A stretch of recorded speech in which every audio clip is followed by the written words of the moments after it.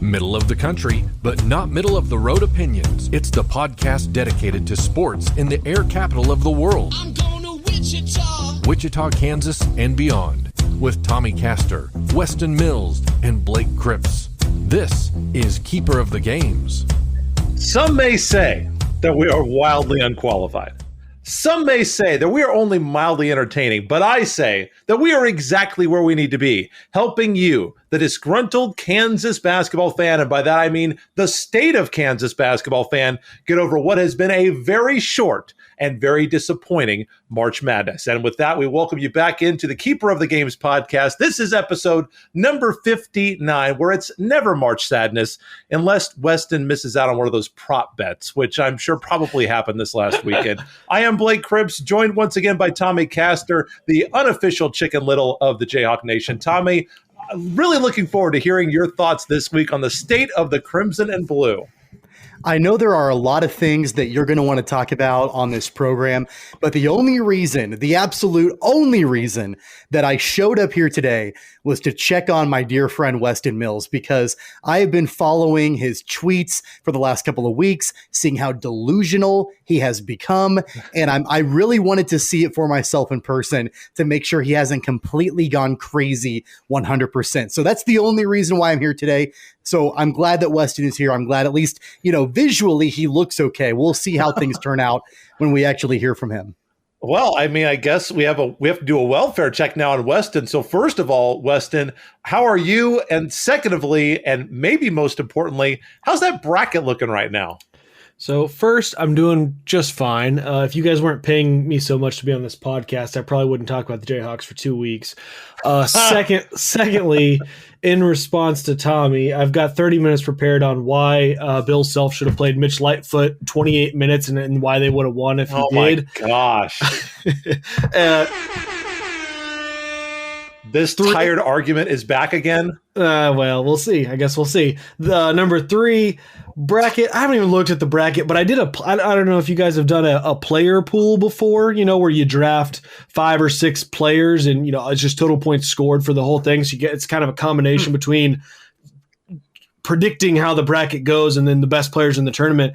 And that's been a lot of fun. Still alive in that, but that's a fun one. The bracket, God, is anybody's bracket. I think I heard today that this is the lowest average remaining seed into the Sweet 16. So we've got all sorts of a mess this year, more so than usual. It's been very unpredictable. I believe that I did at least predict that there would be no way to know who is going to make it, and who thought that the Power Conference was going to be the Pac-12 coming out of the first weekend. Yeah. But yet here we are. Make sure you hit that like and subscribe button before we go any further. If you haven't already, podcast dropping weekly at cogpod.podomatic.com, and is also available on a veritable smorgasbord of podcasting options. You can also watch on YouTube. And once again, the best way to get in contact with us is probably our Twitter feed, CogPod on Twitter, cogsports.com on the World Wide Web, or facebook.com/Keeper of the Games. Coming up on the show today, Wichita State is out and a big contract for Salvi. But we begin today with the University of Kansas men's basketball team. They at least got 2 games in the Big Dance. They wrap up the season 21-9, 12-6 in the Big 12, 13-1 at home after a first-round come-from-behind victory against number 13 seed Eastern Washington, and then a Monday night massacre against the University of Southern California, one of the worst losses in the history of the Big 12 in the NCAA tournament, and Bill Self's worst loss as a Kansas head coach. So we'll go in chronological order, guys. We start with a 93-84 win against the Eagles of Eastern Washington, the number 13 seed. Marcus Garrett was the real big star in this game, in my opinion, the most consistent player, 9 for 13 shooting in this game, 23 points. Obviously, David McCormick was the big difference in the second half, erupting for 20 of his 22 points, led KU with 9 rebounds in this game. Kansas shot a blistering 7 of 13 from the 3 3-point line in the second half to overcome the Groves brothers.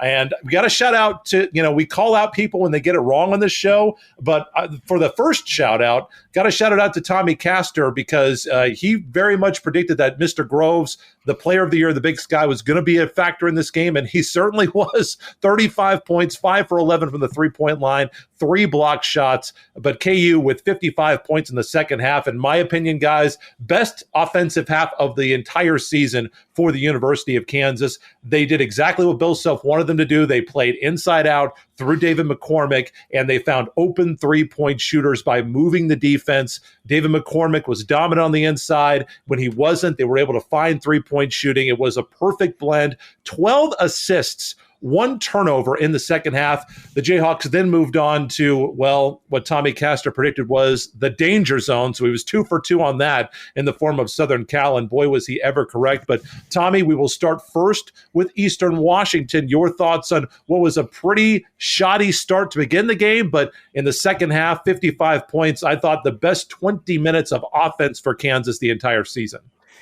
Yeah, you're not wrong there. And, Blake, I need to give you credit, credit where credit is due. You did it to me. I'll give it back to you, because you said on last week's program that the Jayhawks were going to need to improve their defensive, output.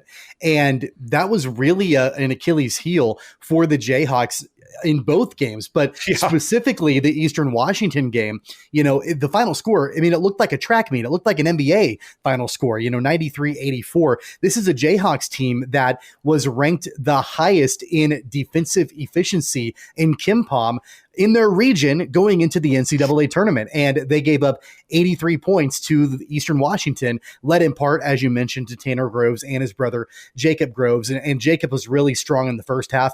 Tanner Groves played outstanding all game for the most part. So, it was just one of those situations where defensively it wasn't there, and KU needed to have shots fall for them to be able to come back and eventually get the victory. And, you credited Marcus Garrett, and you're not wrong, but also David McCormick, as you also said, was that spark that Kansas absolutely needed to win that game. And there were question marks going into that game, as we all remember, about how, number one, how many minutes David McCormick would even get, and number two, how effective would he be? Leading up to the game on Saturday, Bill Self had even said that David McCormick only went through about 75% of practice and looked pretty winded and looked pretty tired. And who can blame the guy, after being, on the shelf for as long as he was after the COVID issues with the team. But he came out, and you could tell he looked really tired in that game. But he was absolutely effective, and so I don't think that Kansas wins that game without David McCormick, and it gives me significant hope. And I know we'll probably get to the future of the KU squad in a little while on the program, but it gives me significant hope for the future for Kansas, that David McCormick not only has improved his game throughout the season, but ended on a pretty strong note. And I would be optimistic to see what he can do next year. So I'm going to start this conversation by hand up. I don't exactly know how the plus minus, stat is formed, but I'm not going to just let you guys sit here and praise David McCormick and not talk about some of the problem Kansas had on the defensive end, because here's the truth of the matter. David McCormick could not guard Tanner Groves. David McCormick could not guard Evan Mobley. And not only that, we saw in the USC game, and I guess I'm going to have to segue into USC because kind of what I want to talk about really goes into both situations. David McCormick was fine on the offensive end, but in both games, we continued to trade twos for threes, and this has been a significant pattern in history with Bill Self and his losses in the tournament. We die by other teams hitting the three. Some of that's going to be luck. You guys, we talked about this earlier in the year. I suggested at the time, to some degree, I think you can only defend the three so much. It's putting a hand in the face, running by, those kind of things. But some of it is shooters are going to make shots on nights and shooters are not going to make shots on other nights. And so some of that is bad luck, catching a team when they're hot on a night, but also one thing that continues to be a pattern is Bill Self continues to recruit big men who don't guard who cannot guard on the perimeter. And that's the way the game of basketball is being played now. It's just that simple. And that's not to say that there isn't a place for David McCormick. Certainly there was no other option. I mean, he had to play the minutes he was going to play. He was that efficient player that I've been asking him to be on the offensive end, both Eastern Washington, and then he kind of really shrunk away in the USC game. But there's a whole host of issues that weren't necessarily offensively were not David McCormick that allowed him to only score that 5 points, but he was more efficient. But when he can't guard on the perimeter, we just get killed consistently because when big men hit three, and then from there it makes everybody else scramble and leaves other guards on the perimeter open, and it creates that barrage of 3-pointers, and then we go down on the other end and we play through a big man. And so what we do when we do that is all we do is trade threes for twos. The math on that's never going to add up, and this continues to be a pattern with Bill Self. And I get some of it is you can only recruit who's going to come. I mean, only the players that are willing to come to Kansas are the players you can get. So if David McCormick is the best big man out there that's going to come to Kansas, you get him. There's no doubt. He's a great player. But this is what you're going to run into. You're going to run into these situations when you continue to recruit big men that don't play modern basketball, and that's what David McCormick does. So it's something that Kansas is going to have to figure out. They're going to have to address. I mean, you can look at me all you want, and you can try to defend David McCormick, but the big man doesn't play modern basketball. It's not how the game's played anymore. It's just that simple. And we got beat by USC. We almost got beat by Eastern Washington. Auburn knocked us out. The last time somebody, and this is going back to 2003. I saw this stat from Jesse Newell, which is pretty interesting. The last time an opponent made 11 of 18 threes against Kansas, the 2003 Syracuse Orangemen. So it's just been a pattern of consistently getting beat by hot 3-point shooting teams, and there needs to be some things to do to address that. And at this time, I don't know necessarily what that is, other than getting big men that can play that position. That's one of the most insane comments I've ever heard. What are you talking about? Kansas last year was the national championship favorite, playing the exact same style of basketball. And this season they were 21-9 on the year. They didn't have a bad season. They had the grand total of 0 losses against bad teams. The formula is fine. Hold on though, Blake. How'd they do in the tournament last year? It wasn't played, so you don't know. They didn't get to play. They had a fantastic team. Still had a fantastic season. But that doesn't. Nobody cares if you have a cool season. It's for national championships or nothing at Kansas. And here's the thing. That's probably how they would have got bounced last year. We are not Kentucky fans where we only judge by 6 games. If you want to do that, that's fine. I'm not judging a team by 6 games. I'm not going to do it because we would have been disappointed all but 2 years of my life. And if you're going to say Kansas basketball has been a failure all but 2 years since 1984, you go ahead and say that. I'm not going to say that. That's fine, but ask Bill Self what his expectations are. Ask those players what their expectation are. I guarantee you it's to win a national championship, and correcting the roster to win a national championship should be the goal. I'm not saying it's a failure, but that is the goal when you're at Kansas. Look, this is an absolute asinine argument on both sides, because it's not an all or nothing situation, guys. You know, multiple things can be true at the same time. Does Kansas have big men that more often than not they're not able to effectively get out to the perimeter and defend big men that are shooting the three and can make the three consistently? Yes, I think that can be true. And I think David McCormick is an example of that. I also think Udoka Azubuike was an example of that. You know, there have been some other big men in years past that have done a little bit of a better job doing that, but that's not who Kansas has had over the last few years. So that is okay.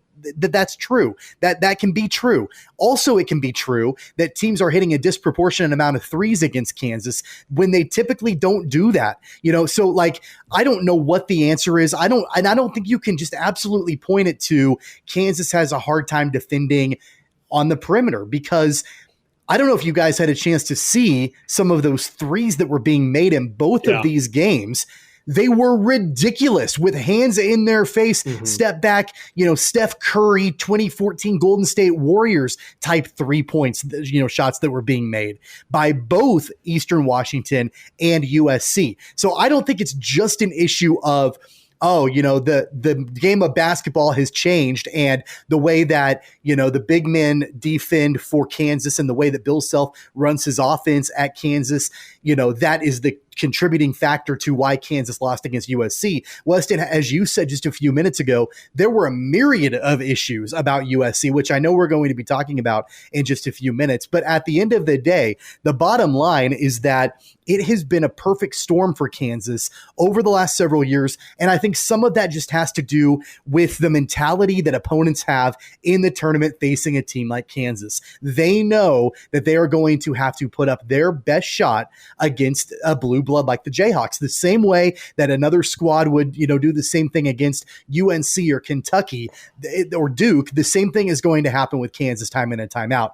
I don't know. It might just be lightning striking multiple times in a row, but I also think that there are some contributing factors to it. So the bottom line is that I don't think you can just point your finger at David McCormick and say David McCormick is the problem and David McCormick is the reason why Kansas is losing in the tournament, because I don't think we would have said the same thing about Udoka Azubuike. Now, I know they're not the same player, but I don't think you would have said the same thing about Udoka had the tournament happened last year and Kansas been knocked out of the tournament. I just don't think that would have happened.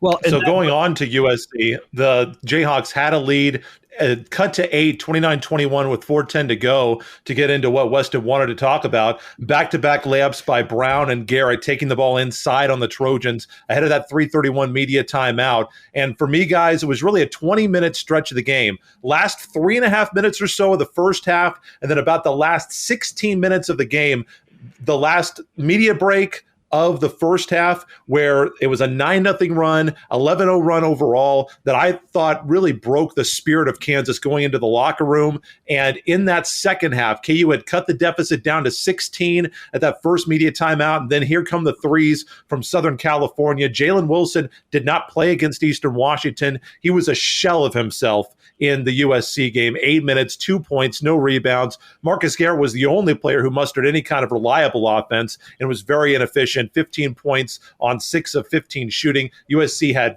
5 players score in double figures, 61% from the three-point line, and KU was a woeful 6 for 25 from the three-point line. David McCormick, only 5 points, only had 4 attempts in the game. USC really doubled him quickly, and to me, made the decision that they were going to make somebody else other than David McCormick beat them, and it didn't happen. And Tommy, you were 100% correct on this, so I have to give you credit again. You said that USC was underseeded. You said that they were much better than a 6 seed. And, no matter how you want to pie up the blame, for me, USC for the 40 minutes, at least on that night, they were the better team. For 100% were the better team and deserved to win.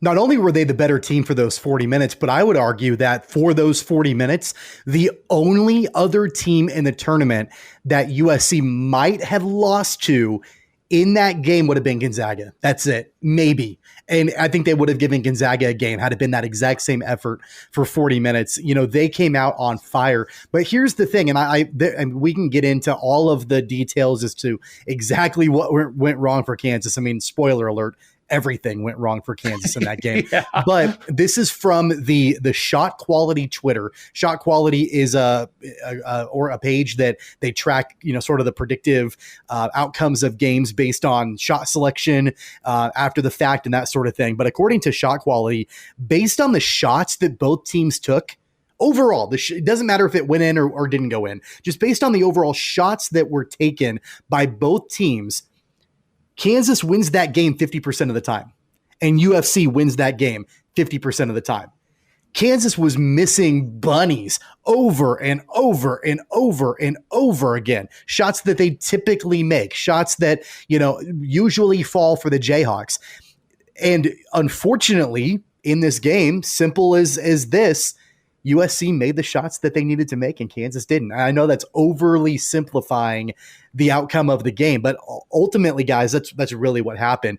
Like you said, Weston, I do agree with you when you say that, that Kansas and David McCormick specifically had no answer for Evan Mobley. I talked about Evan Mobley on the show last week, and about how, in fact, I was bold enough to say, well before, Kansas was even matched up with USC, that if that game were to happen, Kansas would be an underdog in that game. They absolutely were. I think they were a 1.5 point dog in that game or something close to that. So, ultimately just the weapons were there. The athleticism was there for USC. Most importantly, the length was there for USC. Guys, the thing that was most frustrating to me in this game against USC, it wasn't necessarily the fact that Kansas wanted to feed the post, because we all know that's what Bill Self likes to do. That's just kind of the way that the game works. Feed the post and then maybe kick it out for a three or whatever, but always feed the post first is kind of, Bill Self's game plan. That didn't frustrate me because we all knew that's what was going to happen. And David McCormick was effective in the Eastern Washington game. So why not see if he can do that again against USC? What was frustrating to me was all of the times that the guards for Kansas, the wings for Kansas, decided they wanted to drive it. They wanted to try to put up a ridiculously contested and guarded layup. And it never went in. It never went in for Kansas. It happened multiple times. Marcus Garrett had a little bit of success with that. I mean, like a little bit, but I don't know how many times Christian Brown passed up an open look at three to drive the ball in and either get it swatted away or you have it be super contested and miss the shot. And that happened over and over and over again. I was yelling at my TV, why do you keep driving the ball against the length that USC has? Shoot the three. Even if it doesn't go in, just keep launching it. That's the only chance you're going to have to beat these guys. And that's ultimately not what Kansas was able to do. I think that was a huge factor to why the Jayhawks lost against USC, and not just lost, but I got absolutely boat raced out of the building. So two things on that too. One thing we talked about in the beginning of the year, or throughout the year really, was the fact that Kansas didn't really have a guy, right, to just take over the game, the guy you could count on to step in. And it's not that, and I'm not particularly focused on that, but then kind of the reason why with the other guys was that inconsistency, right? Why we couldn't really pin any one person on this team as the guy. And that's what you had here. I mean, you had a combination of everyone kind of hitting that inconsistency stretch. I mean, you had Christian Brown 1 for 6 from the 3-point line. Ochai went 2 for 8 from the 3-point line. Bryce Thompson shot probably the first time he shot 3 3-pointers in a game, but went 0 for 3 from the 3-point line. I mean, again, just all that inconsistency building up. And then, going back to, the little rant I went on about playing modern basketball, here's kind of also the other problem. And look, this isn't about David McCormick. Is it as much about the overall picture of how Bill Self wants to play? And I want to stop for a second because I am in 100% not trying to suggest that this is Bill Self's fault, or I'm not one of those fans that I can't believe there is. Did you guys even know there's folks out there that think Bill Self should be replaced at Kansas? I was seeing this on Twitter. Like, that's people bizarre. Are morons. It's nuts. Morons. That's not me, because I know Bill Self he's one of the smartest college basketball coach of this generation, and he's a Hall of Famer. That's right. Yes. Kind of weird that they'd be Hall of Famers during their career, but that's a different discussion for another day. But so here's the thing. You talk about, the guys driving in and why they continue to do that. Well, teams consistently played, and USC was consistently overplaying the 3-point line, whether that's running at a man as opposed to approaching a man, saying, go ahead, drive by me, because I know my big man is down at the basket, because your big man is not going to space the floor for everybody. David McCormick is playing within 10 feet. Now he can shoot from 15-ish, but that doesn't space the floor for our guys to drive. And you're right. It's still a poor decision for them to continue in, but I felt like at times, unfortunately, that was the right decision as a guard when you see a guy run at you as opposed to approach you to say, hey, I'm going to give you a contested 3, but I'm not going to let you drive by me. They're just running at Kansas perimeter shooters knowing they have that help on the backside. And it doesn't even have to be, and there wasn't any answers for Kansas. Mitch Lightfoot does not space the floor. David McCormick does not space the floor. Jethro Muscaden not spacing the floor. There wasn't anybody on the roster to help with that. We did see a little bit more 5-guard look, but with Jalen Wilson not just being what he was, that that's almost irrelevant because we couldn't provide that. But there just needs to be at least an option on that Kansas roster, on that Kansas bench, to help space things out so that guys can react the way they need to, as opposed to just shooting or just driving. And it's just not there right now. And and that's the reality of the matter. Sometimes you can recruit those guys and sometimes you can't. But it's something that I would like to see maybe an emphasis put on for Kansas moving forward. I saw this stat when I was looking at the box score, and it might make Blake roll his eyes because I know, Blake, how much you love looking at plus minus numbers. And, I know that you've said that it's not indicative usually of an overall output of a game. And I agree with that. It's not the only thing you can look at, but it is a contributing factor. And we all know it was such a blowout. There wasn't going to be a single Jayhawk. Yeah, that was in blowout the games, the plus minus means less because right. When you're losing by 30, it doesn't really matter. However, I think it is important to note that Christian Brown in 33 minutes on the court was minus 36. My only point in bringing that up is that I understand the David McCormick argument, right? I understand not spacing the floor. I understand these individual things. It was everybody, guys. It was everybody. Again, it was a blowout, so everybody's going to be in negative numbers. Marcus Garrett, who was the only guy that was at least semi-effective in stretches of that game, he was minus 24 in 31 minutes on the court. David McCormick was minus 23. So was DeJuan Harris in 28 minutes on the court. Ochai Agbaji in 34 minutes was minus 22. So it was a contributing factor for everyone. There was not really, I had a hard time finding a single positive, which I don't think has ever happened, at least in my lifetime of watching Kansas basketball, even in losses, even in like that game back at the beginning of the year, in that the beginning of that down stretch for Kansas, when they got blowed out by Texas, there were even a couple of individual performances that I could look at and be like, all right, well, at least we had that. There was nothing in this game. There was not a single individual contribution other than Marcus Garrett working his tail off to really write home about, in my opinion. Yeah, I thought Marcus Garrett actually defensively was worn down a little bit because he was the one guarding Evan Mobley, which was a little bit of a surprise.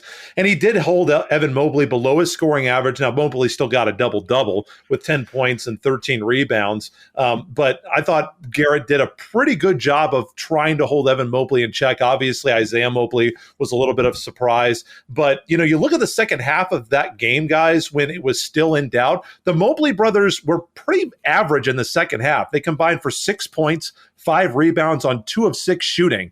For me, I would have liked to see the ball go inside to David McCormick a lot more. He only had 1 field goal attempt in the second half, which to me is absolutely insane. And I totally disagree with the shoot more threes theory from Tommy. I mean, they weren't going in. I don't know how that shot quality thing that you referenced, I don't know how that grades open threes. In my opinion, KU had a ton of open threes. Like almost every other three that they had was wide open, and they just missed. It was one of the worst three-point shooting days that they had all year. No matter what the statistics say, KU is a team that probably should have hit about 50% of the threes that they took. I thought they got a lot of high-quality looks from outside that they just didn't make. So to me, I didn't see a lot of bunnies that got missed. I saw a lot of contested shots. Not that USC was blocking a lot of shots. I thought they affected more shots than they blocked. But, I would have liked to have seen David McCormick try to shoot more. I don't know what the record is when David McCormick shoots under 5 times a game, but I'm guessing that KU has a much better record when he shoots more than that. So that's what I would have liked to have seen. I thought the Mobley brothers were kind of just an afterthought in the second half. It was guys like Isaiah White who absolutely torched Kansas in the second half of that game. He killed KU in the second half of that game. In the second half, Eddie had 8 points, 9 for White, 8 for Shavaz Goodwin. Like, how are these guys the ones that are beating Kansas? And one thing that we haven't talked about, I would have loved to have seen the tournament played out if Kansas does not have to go on quarantine as a team, because you've got a full strength David McCormick, you've got a full strength Jalen Wilson, which I think made a bigger difference, would have been a bigger difference in the USC game than David McCormick because of the size and the ability to guard more positions like Weston alluded to. Jalen Wilson was a non-factor. And remember, this was a guy that was stacking doubles throughout February. And the fact that he had to go out, and we don't know whether or not he actually had coronavirus, but we do know that he was not the same coming back. And we've seen it so many times. We saw it with Baylor when they got out of quarantine, weren't the same team. Kansas was not the same team coming out as well. So I don't know what your guys' thoughts are on that, but I would have loved to have seen a alternate history where Kansas, doesn't have to go on quarantine the week before the biggest event of the year. Spoiler alert, they still would have lost the game. It might not have been a 35-point loss, but they still would have lost the game. Make no mistake about it. How do you know that?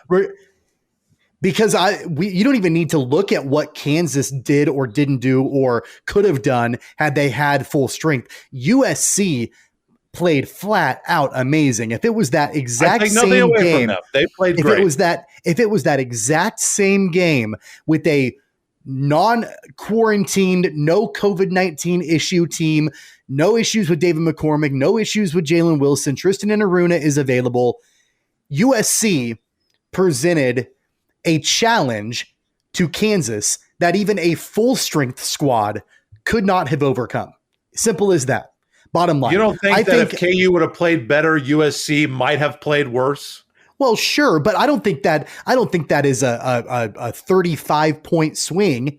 Not a chance. That's a 35-point swing. I don't think that they're 34 points better every night. I mean, But they overall, when you look at their squad versus our squad, 100%, they're a good team. They're a great team. USC would have won that game.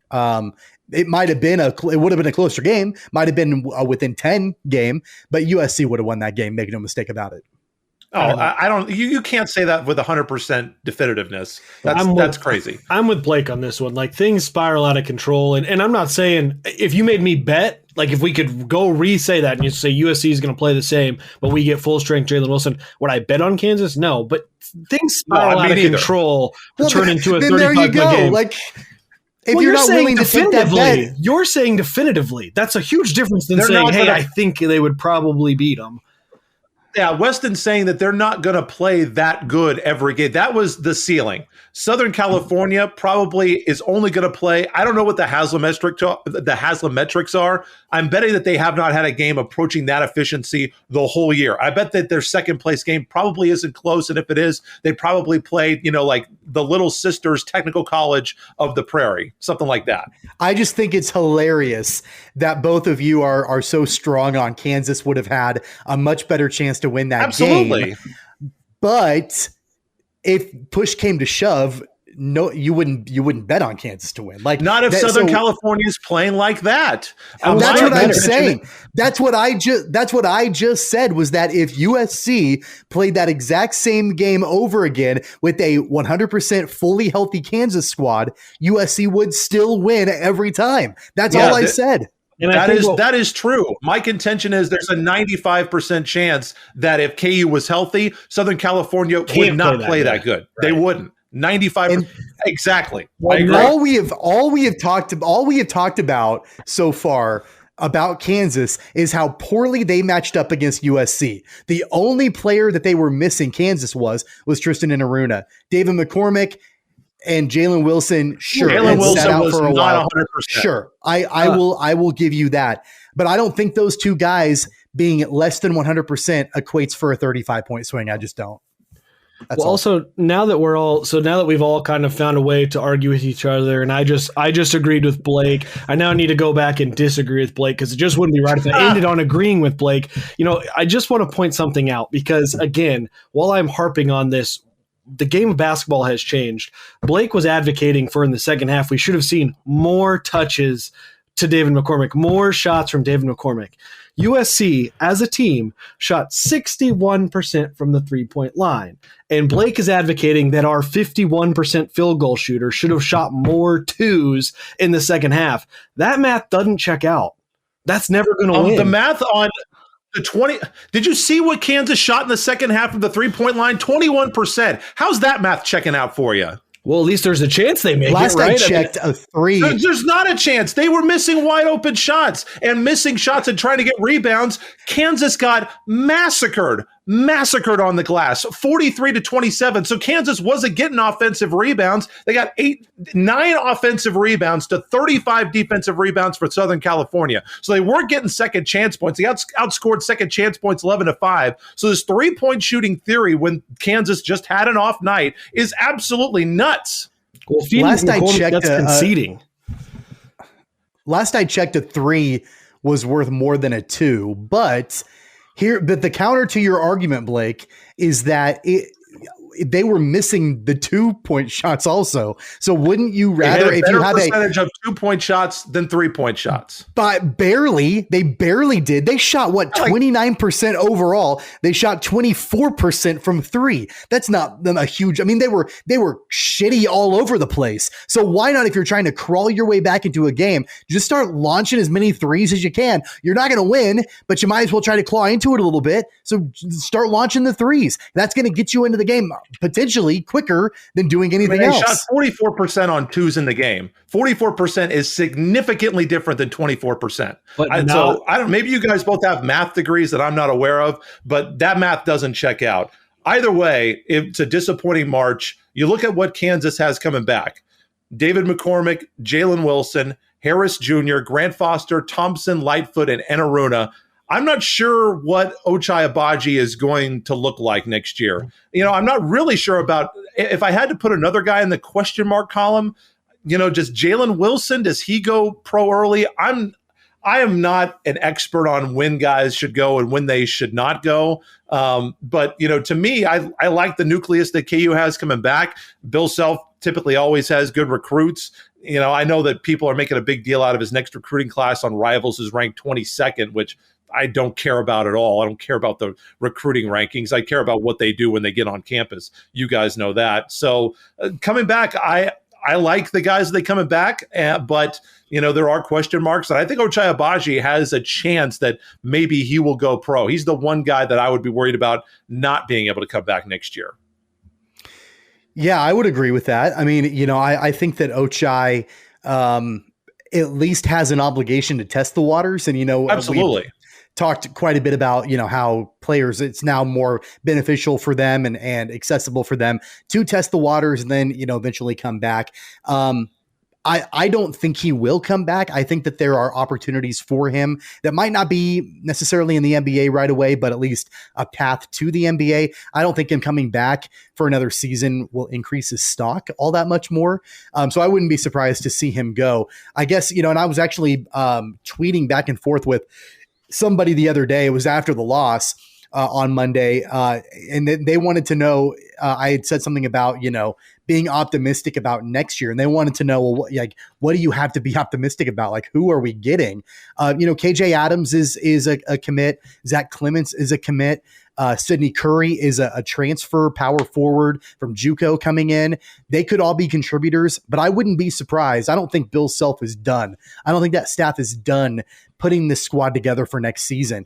I think you're going to see at least one grad transfer. I think you're going to see, that there's a lot of talk out there that a guy by the name of Ty Washington, who was a previous commit to Creighton, that decommitted from Creighton, has Kansas on his list. A lot of talk about Tyson Walker, who could potentially be a transfer coming into Kansas. So I think that there are opportunities for Kansas to immediately improve. And so I think that we've seen a squad that is good, young, that could get better next year. So I am more optimistic about next year than I was about this year. I don't know a thing about Ty Washington, but I want him on our team. I want to be cheering for Ty next year. Give me Ty and I will be happy. All you care about is names. Hey man, I just need some sort of something to grab onto, and that's my thing. I don't know. But give me Ty Washington, I'll be happy. But look, the other thing about the roster though too is, and I'm only going to say it once because I know you guys are sick of me hearing it. I still think the way the roster is designed, there's got to be some sort of relief. There's got to be some sort of, and maybe that answer is Jalen Wilson. But there's got to be some sort of relief, some sort of way this roster can be a little bit more flexible when you have teams that do different things. And like I said, maybe that is Jalen Wilson. I mean, he is he's a bigger guy. He could guard outside, but the game of basketball is just going this way. Can I ask you a question here? Has Kansas had a good program under Bill Self or a great program? Oh, great. Absolutely.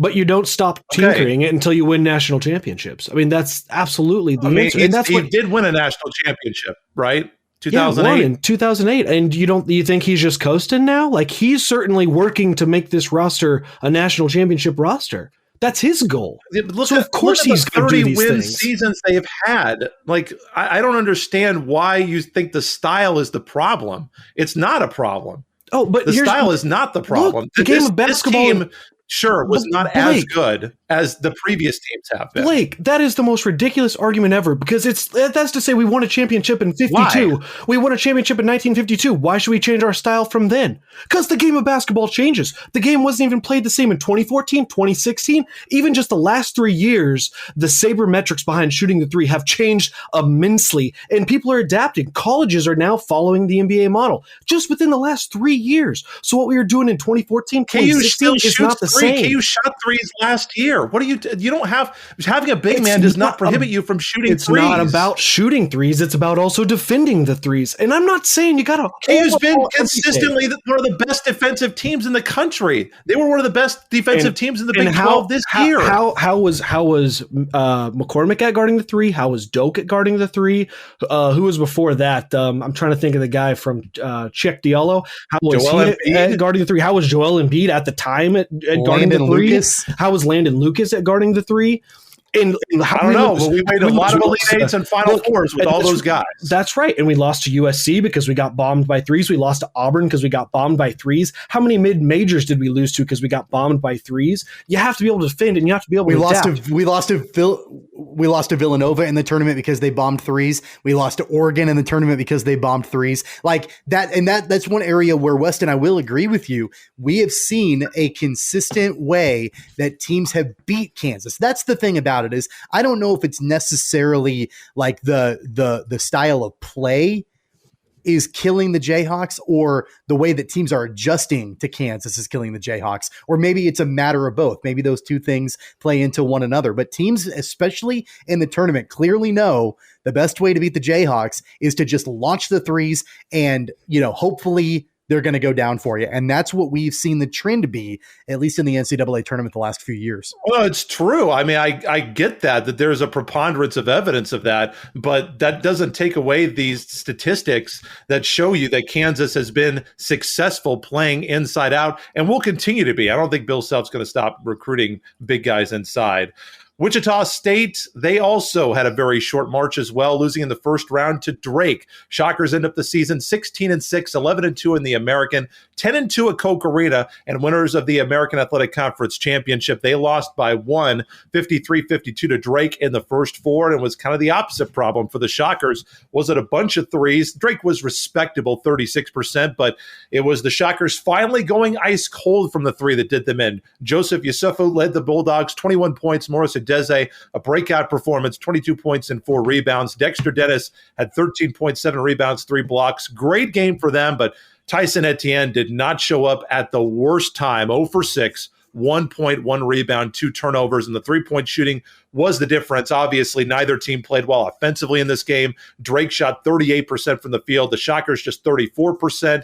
Drake, 7 for 19, though. They hit just enough threes. Wichita State was a nightmarish 3 for 18 from the arc. Their second worst three-point shooting day of the entire tournament. Their worst day was against Memphis. I'll defer most of the conversation to you guys, as I was not able to watch this game live as I was covering Wichita State volleyball. But Tommy, obviously, this three-point game for Wichita State could not have come at a worse time. And 1 point, you look at that, and also the free throws that Wichita State missed in this game. And it's not hard to see how Wichita State probably coughed up this game at the free throw line and behind the arc. Well, Blake, you didn't miss a whole lot. This game was absolutely hideous for like 34 minutes of it. I mean, it was a tough game to watch. So slow. It was really slow. And now part of that was, the defensive effort that Wichita State had. I mean, you said that Tyson Etienne didn't show up, but it was a non-factor. He was a non-factor on offense, but he played a really good defensive game. Fair enough. Didn't really stand up to, him being co-AAC player of the year. But that being said, he played a really good game on defense. But there was a stretch in the first half where Drake missed 10 straight shots, and they were stuck on just 6 points in that game. They did go on a run to end the half, but Wichita State extended the lead. I think they had it up to 12 at one point in the second half, but Drake was able to sort of chip away at it little bit by little bit. And, it was – and Weston, I don't know if you felt the same way that I did watching this game down the stretch. It almost seemed like deja vu to the game that knocked the Shockers out in the American tournament. Like the last couple of minutes, I felt like I was watching the exact same game that the Shockers lost to Cincinnati in the American tournament. And it almost, the Wichita State had a chance to win the game on a last second shot, the same way that the Shockers had a chance to win the game on a last second shot against Cincinnati. Alterate Gilbert pulled up maybe a second too soon. Maybe could have gotten himself in a little bit better position to try to make that shot for Wichita State. Ultimately, it didn't fall, and the Shockers exited early.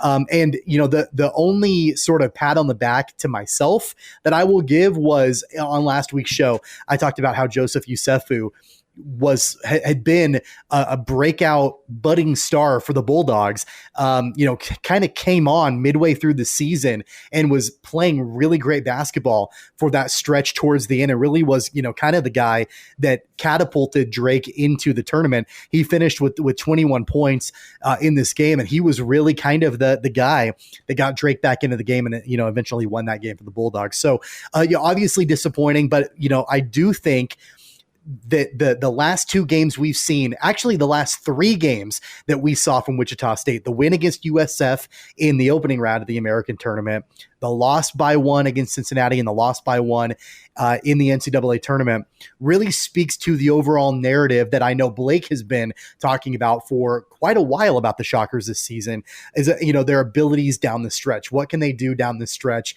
Are they going to win games? Are they going to lose games? And right now it's kind of a coin toss for Wichita State. I think that may change, hopefully will change next season with a little bit more maturity.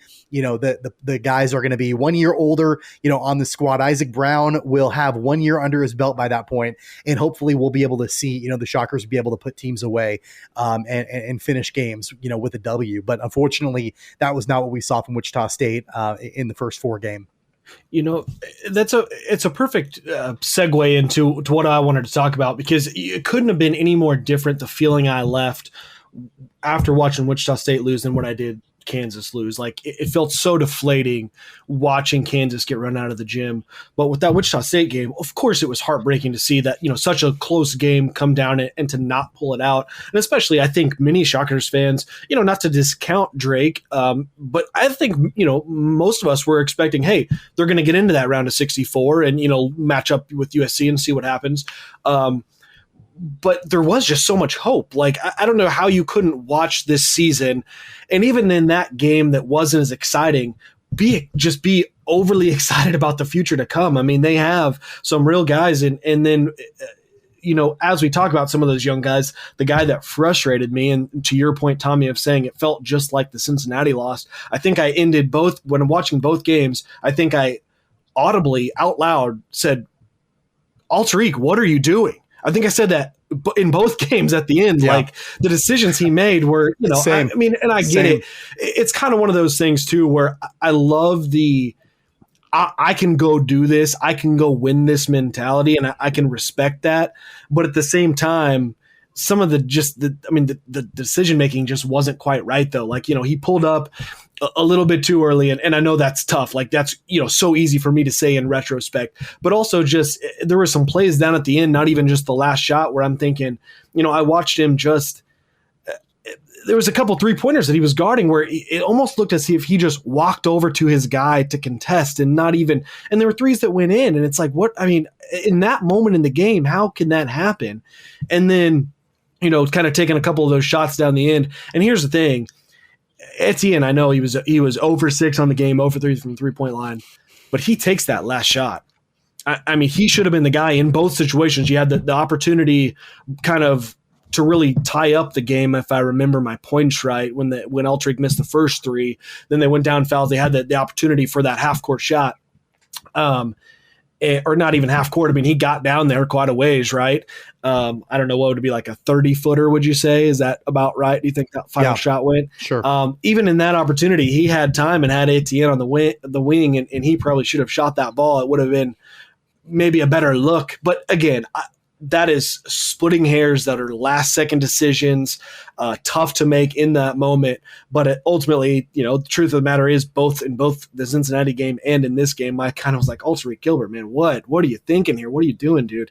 But nonetheless, you got to be excited. I mean, Morris Udeze had 22, right? I mean, and I don't think anybody expected that. He'll be back. Well, pretty much everybody, right? Everybody that of significant playing time other than Ulteric Gilbert. I love Dennis, Etienne, Porter, Councilway, Udeze, Jackson, Poor Bear Chandler. Ulteric Gilbert's an interesting case because he's already a senior. I definitely agree. He does get the granted year. Theoretically, right. He should get the give back year. For me, if you got a player of the year on your team for your conference, maybe you go to him first. Ulteric Gilbert, no disrespect to him, because I thought he was a great job distributing this year. He's a 29% 3-point shooter. Etienne's 38%. And I grant you, just like in the Kansas game, nobody could throw it in the ocean. Wichita State shot even worse from the 3 than Kansas did. So it's not like you had any hope that the next shot was going in. But if you've got the player of the year in the American Conference, don't you have to find him? Don't you have to give him a chance to make that play? Yeah, and not only that, I mean, Ulteric Gilbert ended the game 0 for 5, so it's not like he was a hot hand where we're suggesting with the hot hand should have passed it. And maybe the guy that should have taken the shot was Dexter Dennis. I mean, he was he hit that big shot right at the end too, and he's kind of one of those guys too. I just love Dexter Dennis. He just is one of those guys. He has that look in his eyes like, I'm going to go get this game for us. It kind of felt like his performance. Right, his performance kind of felt like Marcus Garrett performing against USC. Like, he seemed kind of be the only one that was like, I'm not going to let us lose this game. I'm going to do whatever it takes, and I love that about him. I mean, I give Udeze a little bit of credit too. Sure. He's not a guy that normally scores 20 points. True. But he did that. So looking ahead for Wichita State, one guy in the transfer portal, Remy Robert, is not going to be back. He's in the transfer portal for Wichita State, which I think is kind of a non-factor. No disrespect to Mr. Robert, but I don't really feel like the Shockers are losing anything out huge on him. But if you assume that everybody's coming back, I mean, I don't see any of those guys like Dennis or Etienne going to the pros as of right now. Not that they couldn't play in the pros eventually. I don't see them going to the NBA right now. I like the team that Wichita State is coming back. I'm wondering if they will have that kind of a difference maker that maybe they need a Clay Anthony early type of game changer. Can Etienne do this 2 years in a row? That will be the big question. Can they find a way? Can Dennis find a way to be more involved in the offense and still be the lockdown defender? Because you guys have heard me say it, Wichita State needs to play better defensively consistently. The last 3 games of the year, they played great defensively, but through the bulk of the season, they were pretty average in a lot of the defensive metrics. The last 3 games, they were great. If they can get those 3 games defensively and start hitting more shots, and gosh, you've got to look again. 11 for 22 at the free throw line.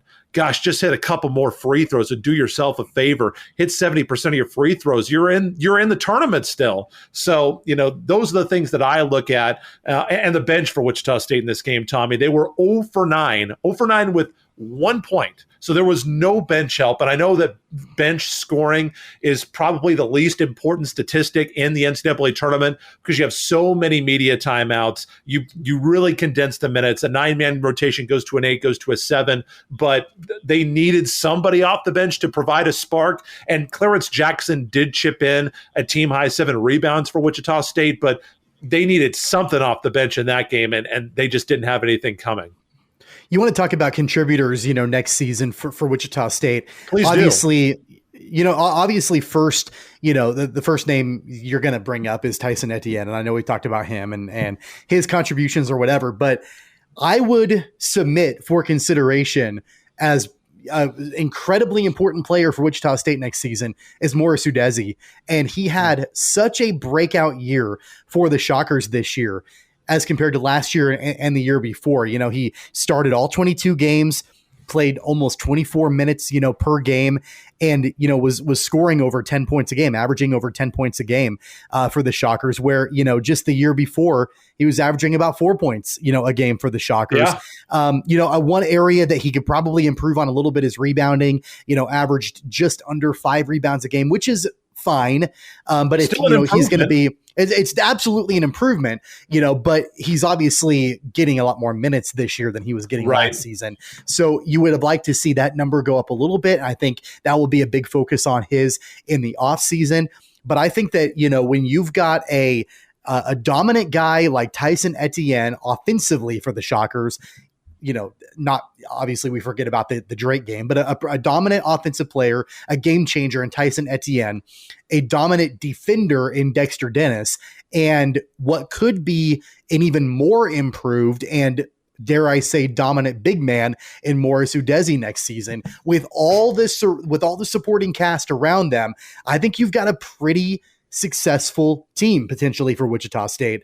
I like where the Shockers are, and Weston, this is an area that I'll agree with you because I distinctly remember you tweeting this after Wichita State lost against Drake, where you said Wichita State is going to be damn good next year. And I absolutely agree with that sentiment.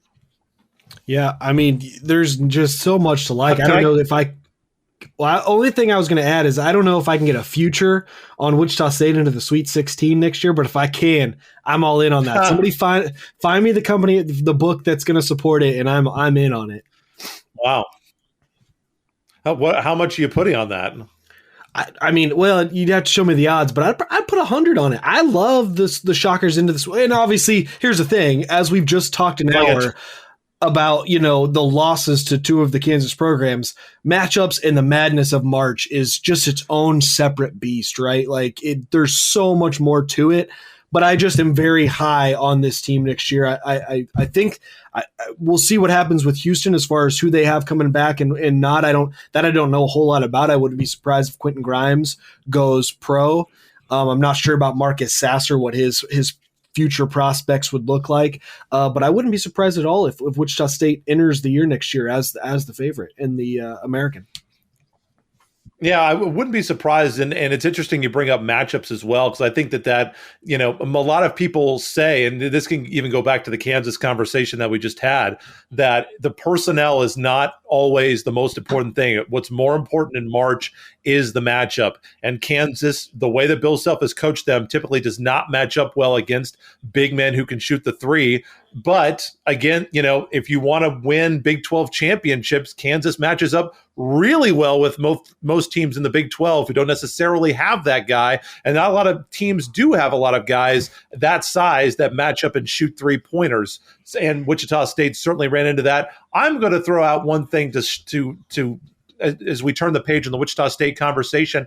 What about Ricky Council? Ricky Council is a guy that shot 44% from the 3-point line this year, and he only played 326 minutes. And down the stretch, he played less than 10 minutes in the Cincy and Drake game, a little bit too turnover prone, 20 assists, 23 turnovers on the year, too many turnovers for the amount of time that he touched the ball. If he can come in, be a little bit more ball secure, play better defense, and hit 44% from the 3-point line and shoot some teams out of games, I like Wichita State a lot, and I might go 50-50 on that future for the Sweet 16. We will see. So Wichita State, American Athletic Conference champions, they also are out, and so all the teams are out for the NCAA tournament. Sad March for us in Kansas. Hey, Blake, one quick thing before we move on that I want to point out. What does all of this say about the Big 12?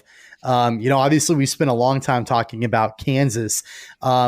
There's one Big 12 team in the Sweet 16, and that's Baylor. And that's the team that at the beginning of the season, we all said, it could probably make a national championship run there. They're the favorite.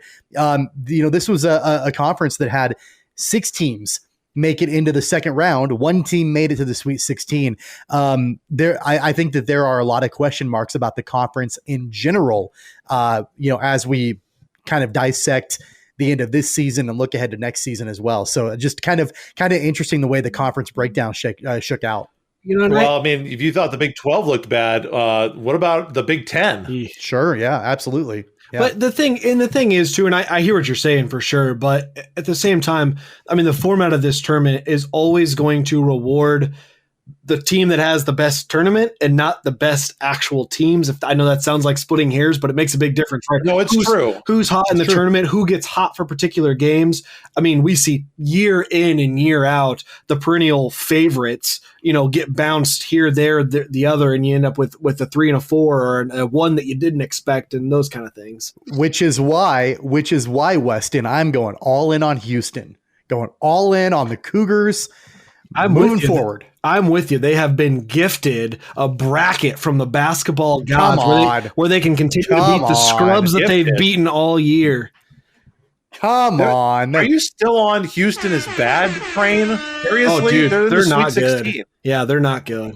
They're not good? Now you're saying they're not good. You guys, okay, look. Come on. You're done talking about basketball today. Hold on. Here's the thing. I just want to sum up my point on this because as Shockers fans, they're not good. You have to either tell me you cannot say that Wichita State was fairly an 11 seed or close to an 11 seed and Houston was the second, a 2 seed. If you watch them play each other, the talent of those teams were not that far separate.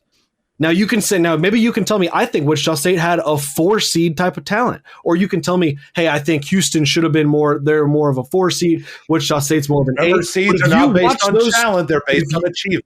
And I do agree with that, and I conceded that. But that's the difference. I'm not saying that they shouldn't have been rewarded a 2 seed. I'm saying I don't think they're as good as a 2 seed should be. I mean, they're in the Sweet 16. The Shocks and the Hawks are not. So, I mean, I'd rather be a Houston fan. Actually, no, I would never trade in the Crimson and Blue. But if I'm a Houston fan, I'm going to say, what's wrong with my team? My team's still in the dance. Yours isn't. So, I mean, you can say that they're overrated all you want, but they're still dancing. And Shocker and Jayhawk fans are dancing only if they hit up the bar after the game. Royals baseball is getting here very quickly, and a major re-signing happened in the last week. The Royals re-signing catcher Salvador Perez. There's been a lot of reaction to this trade. The financials of the deal look like this. It is a $20.5 million contract over the next 4 years. That's the average salary. It's backloaded. $13.5 million option season in 2026, or they can pay Salvador Perez to go on vacation to Hawaii. It's the club's option. Fans seem to love this extension. Baseball economists seem a little wary of this deal. 4-year deal. Salvador Perez hasn't caught 140 games since 2015, missed all of 2019. There's always been the nag on Salvador Perez that he's not a very good receiver of the baseball at home plate. When you look at the framing numbers, Salvador Perez typically does not do very well getting strikes called that are strikes and getting balls called strikes. However, 2020, coming off the injury year of 2019, which was obviously a huge negative, his best power year in 2020, slugging .633, a .986 OPS. And from watching him in 2020, I didn't think that his throwing arm was diminished at all, not 1% worse than it was before Tommy John surgery. Obviously, this is a speculative move on the Royals. You're betting on how good is he going to be in his 30s? Is he going to be a Tom Brady guy that gets better with age, or is he going to fall off a cliff? Obviously, the Royals are betting on Salvi to be the guy moving into next season, and we'll see how it works out. This could be a crippling contract if he doesn't play to his potential, or it could be a great boon to have a leader like Salvador Perez in the clubhouse, and there's a lot of reaction from baseball people on both sides. The people that are critical of this move and that are negative of this move, shut up. Shut up. The bottom line is this. The Royals have the second lowest revenue in Major League Baseball, behind only the Miami Marlins. Ugh. They are making moves right now to secure the team leader, the franchise leader long term. They're paying him what he deserves. There are always going to be naysayers. There are always going to be people that don't think it's, that whatever the deal is not a good deal. They could have paid him $1 and people would have said, oh, that's too much, or that's not enough. I mean, there's always going to be contrarians out there that are not going to like a certain move for various reasons. But the bottom line is this: the Royals are rewarding Salvador Perez for not only the player he has been on the field, but the icon that he has been for the Kansas City Royals and that he will continue to be. Let's not forget, Alex Gordon retired last year. And so who's the face of the Kansas City Royals now moving forward? It's Salvador Perez. So what the Royals are doing is positioning Salvador Perez as the cornerstone of the franchise for the future. And you know what? There could be a scenario, sure, where he does not perform at a level worthy of that contract in 3 or 4 years from now. But to your point, Blake, the leadership that he has, the fact that the Royals pitching rotation is awfully young. Don't you think those young pitchers would benefit from having a veteran catcher to catch the baseball? Absolutely, they would. Tommy, and I have a question for you. Sure. So you mentioned that the Royals are in such a precarious spot with the money, the financial situation, second lowest payroll in the major leagues. A baseball economist guy would say, doesn't that mean they need to be more financially prudent with their deals?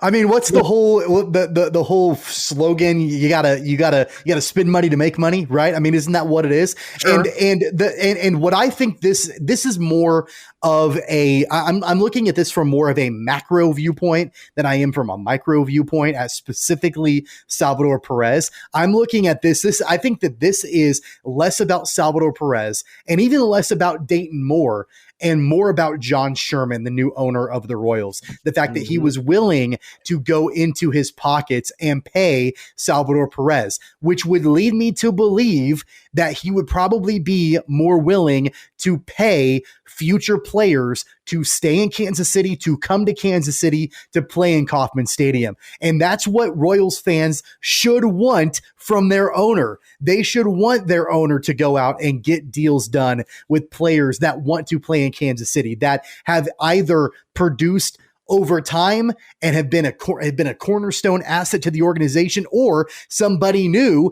to come in and help that team contend. So I have zero problem with this contract. I think that this does far more good than it does harm.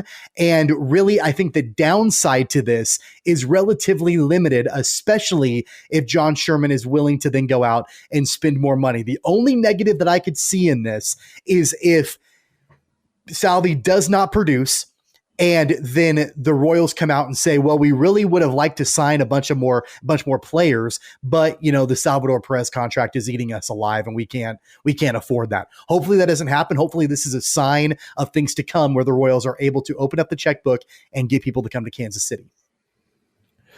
I don't know how much you guys were paying attention game by game, but I think it was back in 2013. It might have been 2014. My boy, Rex Hudler, caught a lot of heat. I don't know if you guys remember this, but he made a comment during the game that Salvador Perez would look great in Yankees pinstripes. And boy, did he catch some heat for that, right?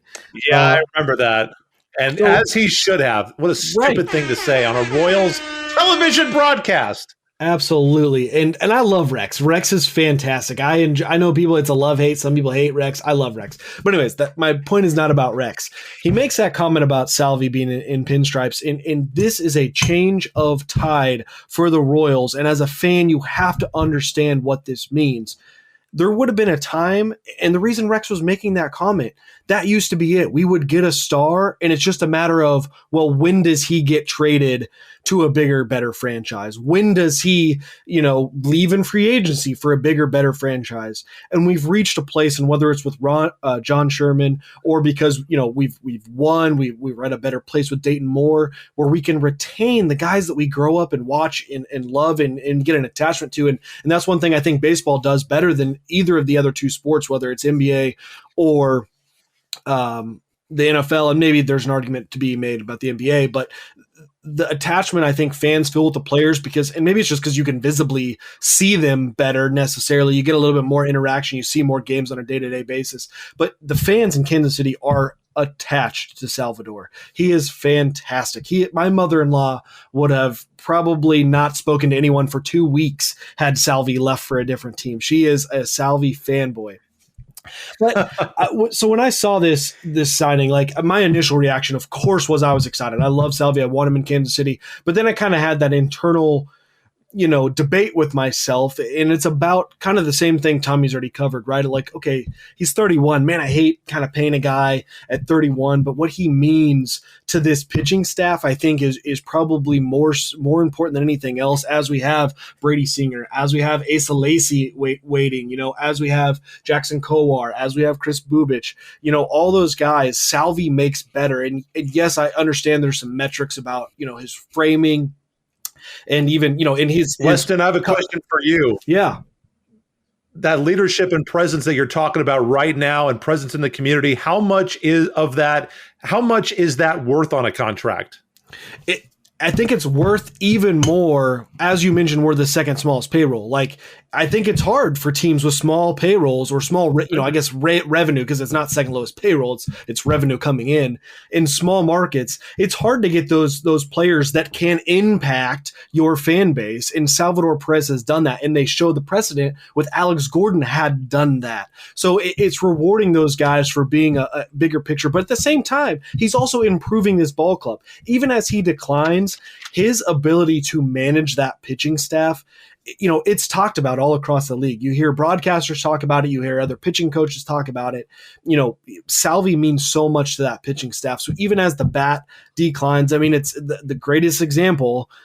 And I hate to even mention the Cardinals because I despise them. But I mean, it's what Yadier Molina has done for that St. Louis pitching staff year in and year out. That's what Salvi can be, even as the bat declines.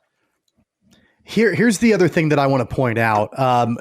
Don't think for a second that part of this isn't due to the other franchise that is right across the parking lot from the Royals. And we have talked plenty on this program about the culture that Clark Hunt and Brett Veach and Andy Reid have built with the Chiefs over the last several years. This is the kind of culture move that John Sherman and Dayton Moore and Mike Matheny are attempting to build with the Royals. Now, don't get me wrong. I am not saying for a second that Salvador Perez is Patrick Mahomes or that Salvador Perez is even Travis Kelce, but Salvador Perez is the cornerstone of this franchise.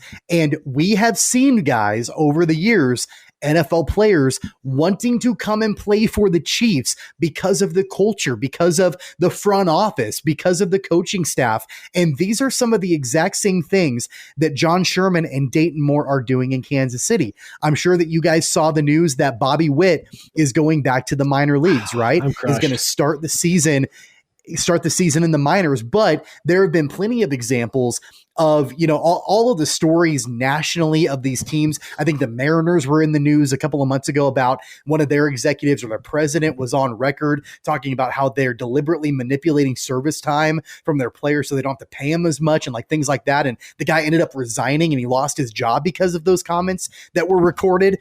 Dayton Moore is on record saying we want to take care of our guys, and that is absolutely because of what is going on just across the parking lot with the Kansas City Chiefs. They want to have that culture. It's apples and oranges. I understand that between the NFL and Major League Baseball. They're two completely separate beasts, but you got to do what you got to do to keep your stars in place and to get that culture going.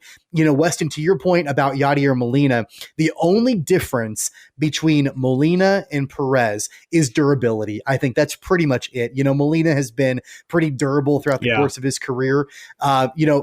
Perez has been on the injured list each of the last 4 seasons. That's the only, I think, the major risk that you're looking at with a contract like this. But from a culture perspective, I absolutely believe the Royals are taking a page out of the Chiefs playbook.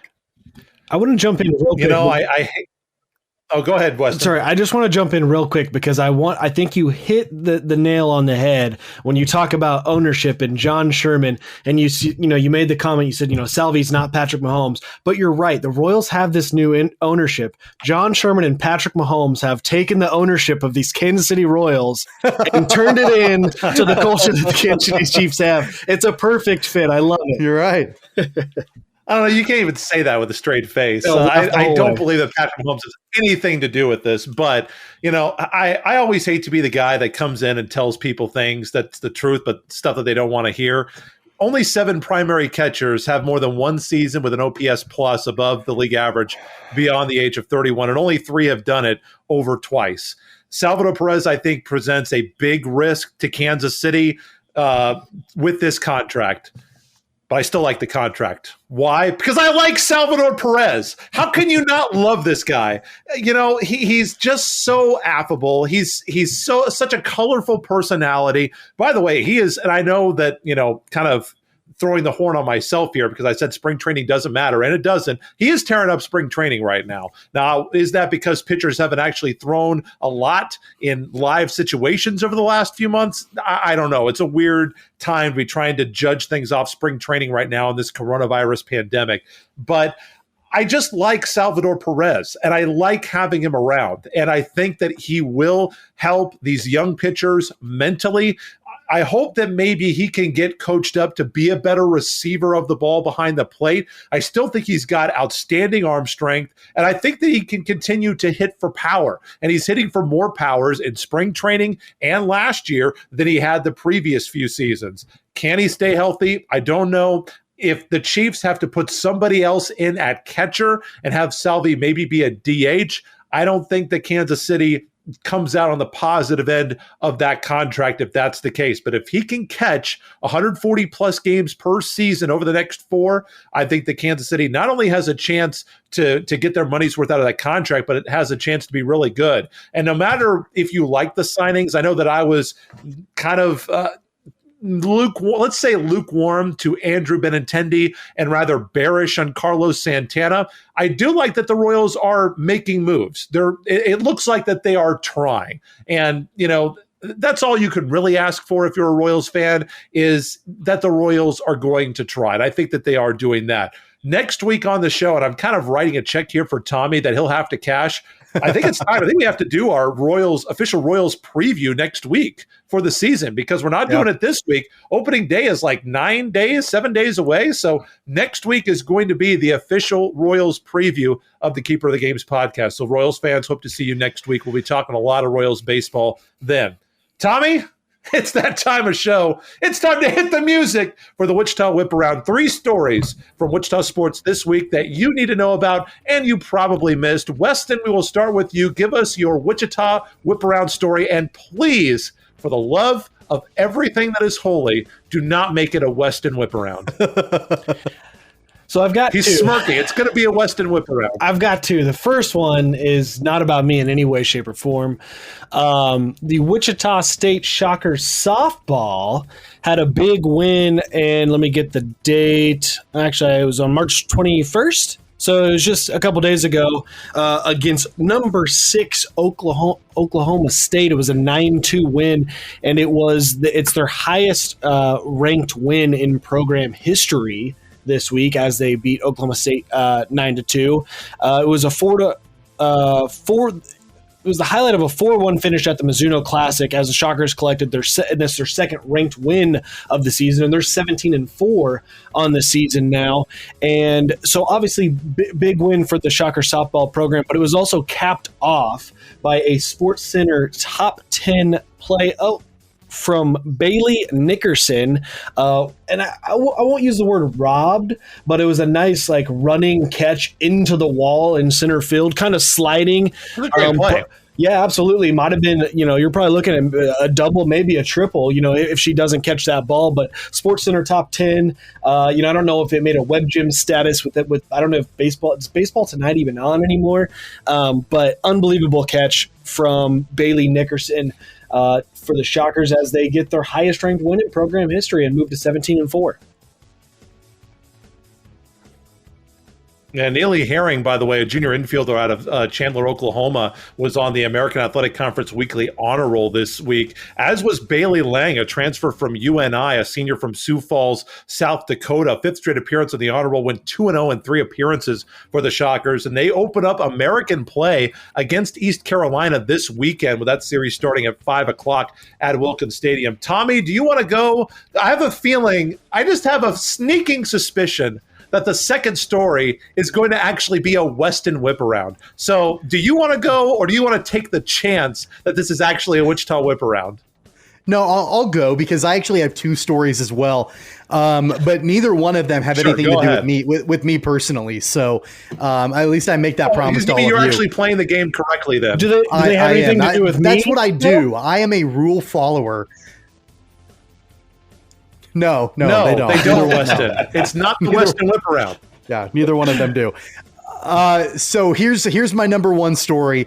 I don't know if you guys caught it over the weekend. I know a lot of people were so into March Madness that they completely forgot about the American Cornhole League coming to Wichita last weekend at Koch Arena on the campus of Wichita State. It was the national tournament for the American Cornhole League last weekend. And guys, Kansas is ranked number 5 among states with American Cornhole League players based on average points per round among its players of all levels from beginners to pros. This was the second out of 4 upcoming tournaments that are national for cornhole, and I believe it leads up to the national championship tournament in Rock Hill, South Carolina. That's where the ACL is headquartered. So this was called the ACL Cornhole Mania.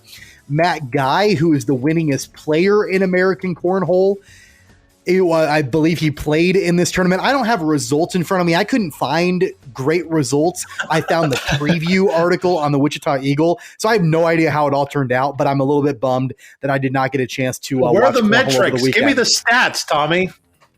I couldn't tell you. That may have to be some homework that I do later on and tell you about it. I don't exactly even know how you do that, but that happened over the weekend. And by the way, shout out to my buddy Josh Howell, who works for Visit Wichita. He is the sports sales director for Visit Wichita, and I know he was a big driving force in bringing the American Cornhole League to Wichita for this tournament last weekend, and they were able to do so inside Koch Arena. I believe they had 2,000 spectators on hand, and so a pretty cool event in Wichita.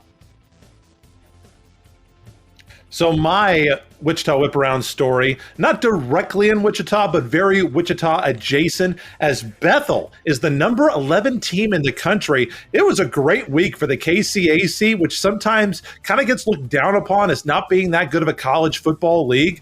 Bethel 11th, Avila 20th, and these Southwestern Mound Builders 23rd. Yeah, these guys here. Kansas Wesleyan also got votes, but in all seriousness, Southwestern Avila and Bethel to be at the top, and what a power structure shift we have seen in the KCAC with no Sterling there anywhere at the top. Absolutely shocking right now to not see that team up there at the top of the standings.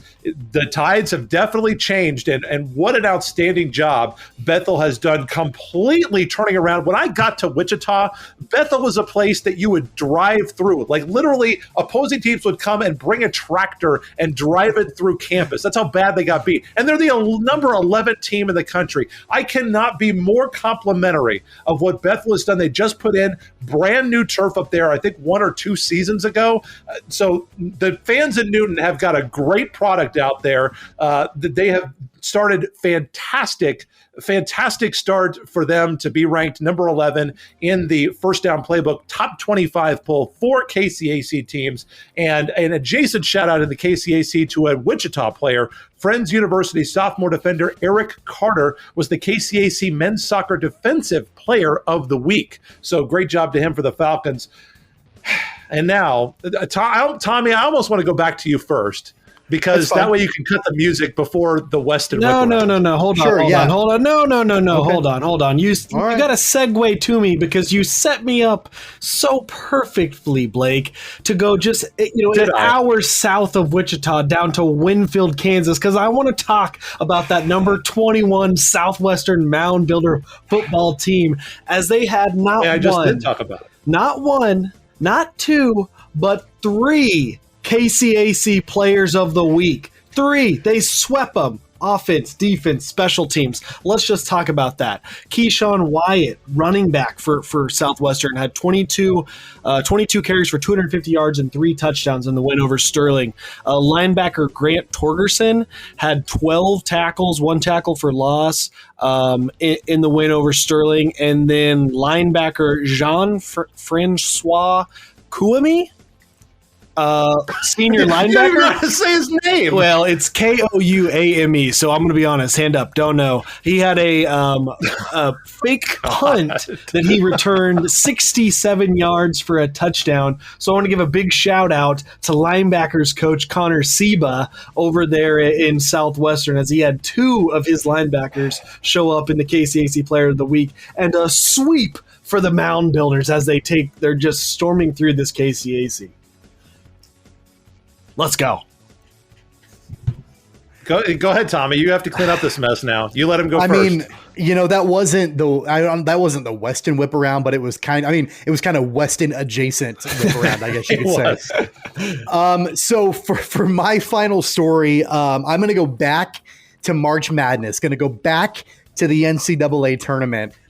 Guys, there were so many upsets in the first and second round of the NCAA tournament. I mean, you had teams like Oral Roberts that made it to the Sweet 16. You had teams, that just all of, Ohio, there was an upset there. There were multiple teams that had big time. Oregon State was another one, big time upsets in the first and second round. One of the biggest ones was Abilene Christian in the first round, upsetting Shaka Smart and the Texas Longhorns. And you're probably thinking, where in the world is a Wichita connection to that? Associate head coach for Abilene Christian is a guy by the name of Brett Tanner, who grew up in Rose Hill, Kansas, played basketball for Rose Hill in the early 1990s, went on to play in college at Allen County Community College, also played at Emporia State, started his coaching career. I believe he coached at Fort Scott. He was one of Chris Beard's assistant coaches at Fort Scott for a couple of years, spent a long time at Stephen F. Austin, and now is the associate head coach for Abilene Christian.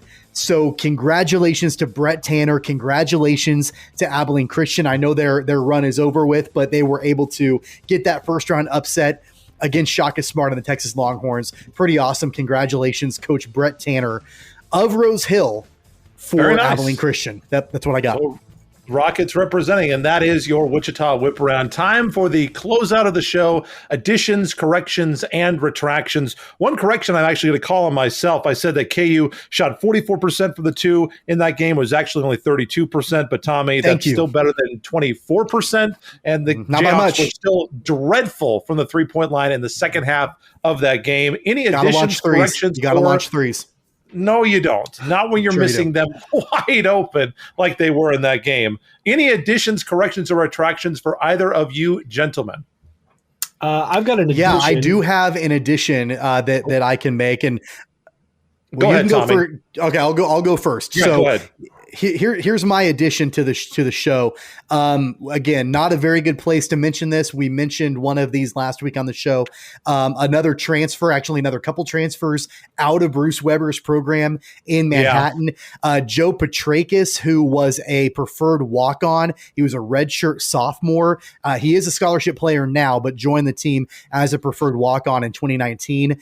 He left the program. He entered the transfer portal.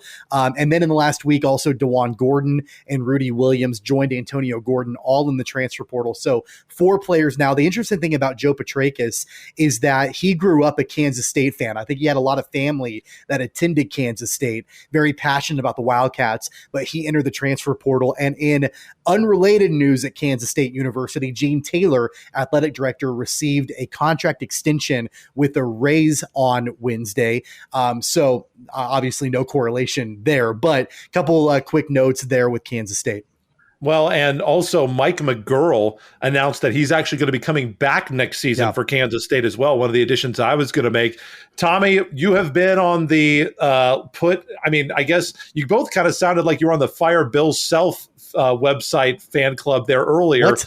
I know that you said with the fact that KU's playing basketball wrong for the last 15 years. You both said that on the show. Go back and review I didn't say that at all. You absolutely, you and Weston both said that. But what are your thoughts on Bruce Weber? And I know you've been very negative on him. Now losing more players, he does get Mike McGurl back, but more players transferring out of that Wildcat program. First of all, I'm not even sure that I want to entertain that question because I never one time said Fire Bill Self, and I never would say Fire Bill Self. But regardless, you just said you were on the Fire Bill Self camp. But regardless, that was hyperbole. Fair enough. But regardless of that, where there's smoke, there's fire. This is almost getting into the same category with Bruce Weber that Weston and I talked about all the way back, last spring when, 7 players were going to transfer out of Greg Marshall's program. Now, I'm not suggesting that the same sort of thing is going on at Kansas State as what was going on at Wichita State, but clearly there is disconnect there. Clearly there are issues. I think a lot of Wildcat fans were, relieved that the season was done, hoping that they could build on kind of the train wreck of this season into next season. But, I know Mike McGurl is coming back, but when you're losing, 4 players, a couple of them are impact players and Antonio Gordon and DeJuan Gordon, that's going to be tough for Bruce Weber to come back from. And it was weird that Weber said that Gordon transferred because he wanted a bigger role in the offense. Although that was really didn't seem good. Weston, additions, corrections, or retractions for you? Well, so going off the K-State talk there, the only thing I want to say is I do think that transfer portal is it's continuing to grow, and this is going to be part of the new normal. But it's what's the line, right? Like where Tommy's talking about, where there's smoke, there's fire. Is 4 going to start to become a fairly normal number for teams, or is that going to be like, okay, 4 or 5, that's a lot? That's right there at that line, which seems like it's going to be normal. My addition is, and it looks like we all were kind of staying in Manhattan for this for these editions. I wanted to talk about Kansas State football. There's been some announcements, and it was just recently we've got defensive back Julius Brents transferring in from Iowa, Rust Yeast, another defensive back transferring in from Louisville, linebacker Eric Munoz from Utah State, defensive tackle Timmy Horn coming in from Charlotte, and tight end Daniel Imatorbebe. At least that's what it says on the pronunciation thing, the phonetic spelling. I'm still not sure if I got that right. Coming in from Illinois. Say that again. He's already your favorite. Hold on, give me a chance. He's already your favorate player, isn't he, Weston? Just admit it. Yeah, my favorite player at Kansas State. Say it again.